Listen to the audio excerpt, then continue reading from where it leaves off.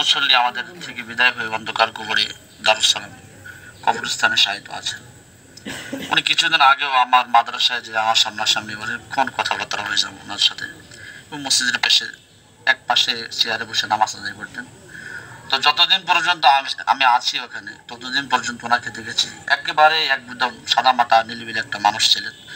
আমি অন্তর থেকে দোয়া করি, আমি মসজিদের ইমাম হয়ে আমি সকলকে নিয়ে দোয়া করেছি, এবং খাস করে আমি একা একা ওনার জন্য যখন মৃত্যুর সংবাদ পেয়েছি জুমার নামাজের পরে সবাইকে নিয়ে দোয়া করেছি, একা একা ওনার জন্য আমি দোয়া করেছি খাস করে।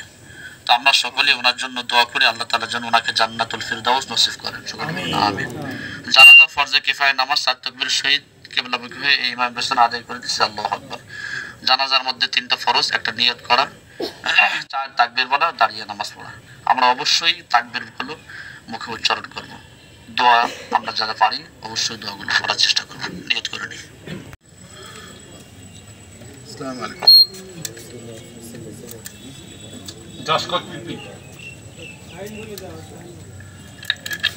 আলহামদুলিল্লাহ, সম্মানিত উপস্থিতি, এ পর্যায়ে সংক্ষিপ্ত আকারে কথা নিয়ে আসছেন আলমডাঙ্গারি কৃতি সন্তান চুয়াডাঙ্গা জসকোটের সম্মানিত এপিপি অ্যাডভোকেট মাসুদ পারভেজ রাসেল।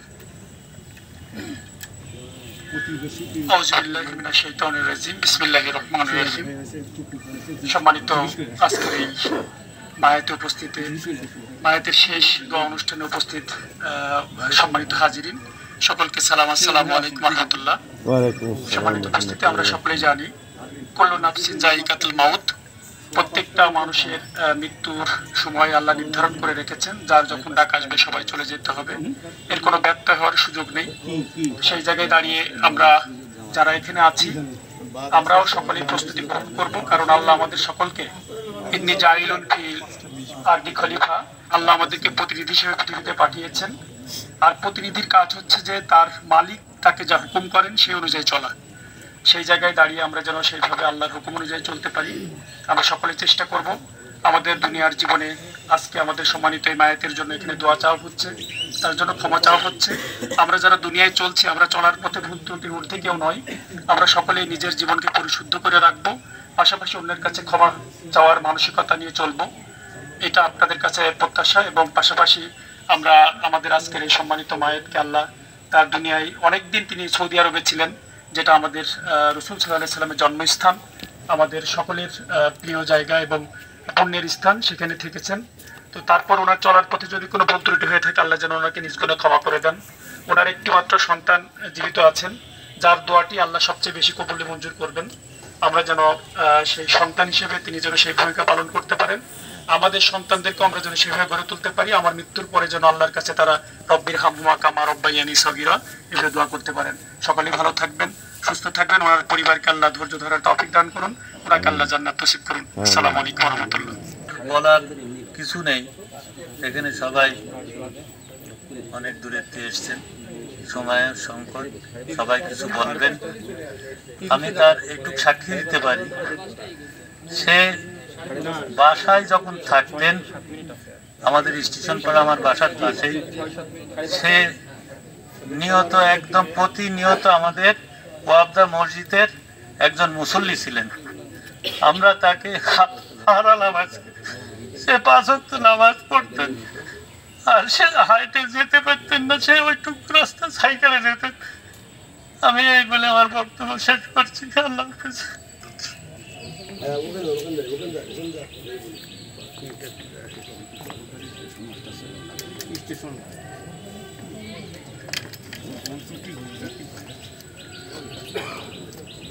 বিসমিল্লাহির রহমানির রহিম। আসসালামু আলাইকুম ওয়া রাহমাতুল্লাহি ওয়া বারাকাতুহু।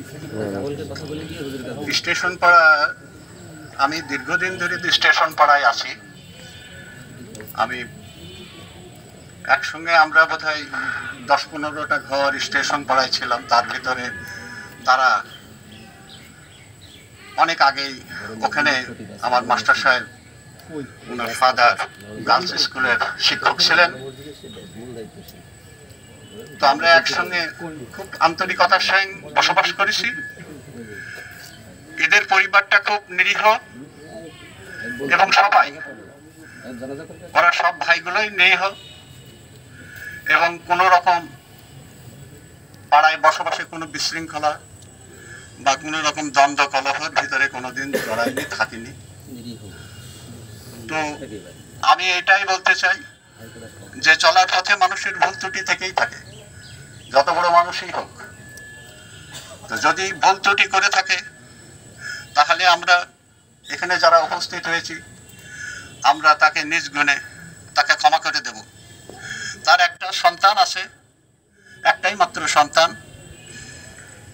যদি কেউ কারোর কাছে কোনো কিছু পাওনা দাওনা বিশেষ করে যদি থেকে থাকে, তবে তাদের আরো ভাইরা আছে, তার সন্তান আছে, তাদেরকে জানালে নিশ্চয়ই একটা ব্যবস্থা হবে। আর যদি মাফ করে দেন কেউ তাহলে আলহামদুলিল্লাহ। তো আমরা আর বেশিক্ষণ দীর্ঘায়িত করতে চাই না। ওই মসজিদের অপেক্ষায় আছি। ওই মসজিদের নামাজটা শেষ হলে কিছু লোক হয়তো আসবেন, সেই অপেক্ষায়। তো আমি এই বলে শেষ করছি। উপস্থিত সকল মুসল্লিয়ান কিরাম, আসসালামু আলাইকুম ওয়া রাহমাতুল্লাহ। ওয়া আলাইকুম আসসালাম ওয়া রাহমাতুল্লাহ। আলহামদুলিল্লাহ, শুকরিয়া আদায় করি যে একজন মাইয়াতের আমরা জানাজায় উপস্থিত হতে পেরেছি। সকলেই বলি আলহামদুলিল্লাহ। সালাতু সালাম পেশ করি সেই রাসূলের প্রতি যে রাসূল সাল্লাল্লাহু আলাইহি ওয়াসাল্লামের শেখানো উপায়ে আমরা সম্মানের সাথে একজন মুসলমানকে আমরা বিদায় দিতে পারছি। তার প্রতি দরদ ভরে জানাই সাল্লাল্লাহু আলাইহি ওয়াসাল্লাম। তাদের জন্য মাগফিরাত কামনা করি, যাদের ত্যাগের বিনিময়ে আল্লাহ তাআলা আমাদেরকে এখনো পর্যন্ত রাসূল সাল্লাল্লাহু আলাইহি ওয়াসাল্লামের শেখানো উপায়ে আমাদের মুসলিম ভাইদেরকে, আমাদের আপনজনদেরকে আমরা বিদায় দিতে পারছি। সম্মানিত উপস্থিতি, আল্লাহ পাক রব্বুল আলামিন তিনি নিজেই বলে দিয়েছেন, ইকতারাবা লিন-নাসি হিসাবুহুম ওয়া হুম ফি গাফলাতিন মুরিদুন। মানুষের হিসাবের দিন অতি তাড়াতাড়ি তাদের নিকটবর্তী হচ্ছে, অথচ মানুষ সে ব্যাপারে গাফেল হয়ে আছে, বিমুখ হয়ে আছে। ইন্নাকা কাদিহুন ইলা রাব্বিকা কাদহান ফামুলাকি। অতি দ্রুত গতিতে আল্লাহর সাক্ষাতের দিকে মানুষ এগিয়ে চলেছে এবং এই দিনটা অতি তাড়াতাড়ি আপনার আমার কাছে এসে যাচ্ছে। আল্লাহ পাক রব্বুল আলামিন আরো বলেছেন, লা তাজিরু ওয়াজিরাতু বিজরা উখরা। বান্দা, তুমি যা করেছো কোনো হিসাবই একজনেরটা আরেকজনের ঘাড়ে চাপিয়ে দেবো না। এমনকি লা তুজলামু নাফসুন শাইআন কানা মিসকালা হাবাতিন খারদালিন আতাইনা বিহা। তুমি যদি সরিষা পরিমাণ কিছু করে থাকো সেটা তোমার কাছে পৌঁছানোর ব্যবস্থা করা হবে। সম্মানিত উপস্থিতি, তাই আমরা সকলে নিজ দায়িত্বে নিজের জীবনটাকে সাফল্যমণ্ডিত করতে, আখিরাতের বিশাল জগতে আমরা সকলে যেন আনন্দ উল্লসিত হয়ে জান্নাতের দিকে আমরা রওনা দিতে পারি। আল্লাহ যেন আমাদেরকে ঘোষণা দেন, ইজহাব বান্দা, তোর হিসাব নেব না, তুমি চলে যাও জান্নাতে। আল্লাহ যেন আমাদের জন্য কবুল করেন। আজকে মাইয়াতকেও যেন আল্লাহ তাআলা ক্ষমা করে ওই জান্নাতের সুসংবাদটা তার জন্য দেন। আসলে আমি খুব বেশি দিন এই মসজিদে যাই না নামাজ পড়তে। আমি প্রায়ই দেখি উনি মনে হতো অসুস্থ, তারপরেও তিনি নিয়মিত নামাজে যেতেন। আল্লাহ যেন তার এই নামাজকে কবুল করেন, আমাদের সাক্ষীকেও যেন আল্লাহ তাআলা কবুল করেন। আমিন। আসসালামু আলাইকুম ওয়া রাহমাতুল্লাহ। আসসালামু আলাইকুম। ওয়া আলাইকুম আসসালাম। আল্লাহ পাক আমার বাবাকে যেন জান্নাত নসিব করেন। আমিন। সবাই ভাই আমিন বলি। আমিন। আমার বাবার আজকে সকালের একটা ঘটনা বলি আমি ছোট করে। আমি যখন আমার শ্বশুর বাসায় ছিলাম রাত্রে, আমার মা হঠাৎ করে আমাকে ফোন দেয়। রাত্রে বলতে সকালে ফোন দেয়, ফোন দিয়ে আসার পরে আমার আম্মা বলতেছে যে খুব খারাপ অবস্থা, তুমি তাড়াতাড়ি চলে আসো। আমি গেলাম, দেখছি স্বাভাবিক মানুষ, তার কোনো সমস্যা আমি কোনো কিছু মনে করিনি। তো গায়ে পানি দিচ্ছি, দিতে দিতে হঠাৎ করে আমার একটা জিনিস মনে হলো যে আমার বাবা কি আজকে মারা যাবে। আজকে তো জুম্মার দিন, শুক্রবার।